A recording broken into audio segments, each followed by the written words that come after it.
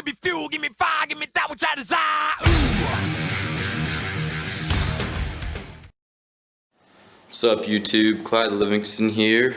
This is going to be episode 4 or part 4 of the Cafe Racer build. A lot's happened since the last video.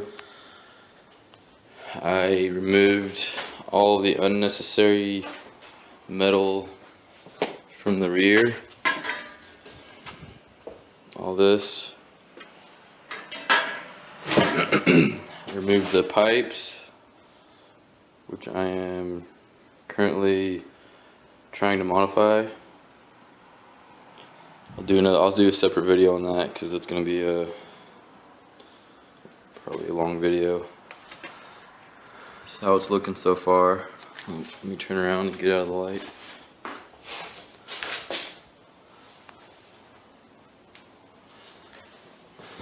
This is actually just styrofoam tubes that I got from my job. I taped them together and painted them black to zip tied them on here just so I can see what it's gonna look like once I actually get the piece of pipe and then weld it in. But I think it looks pretty cool so far. I may raise it up a little bit, have it slight more of an angle, and I'm also going to raise the tank up a little bit.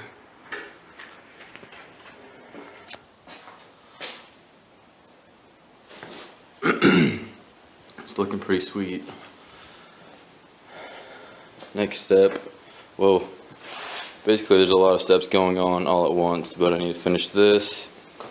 I need to take the forks off. I want to lower the forks just a little bit, maybe a couple inches. I want to paint the forks black. I need to take the engine off because I'm going to repaint the whole frame once I'm done.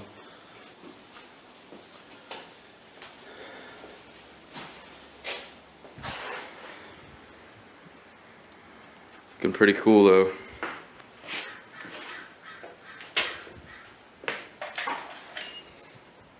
Alright, well, I guess this will be a short video. Later.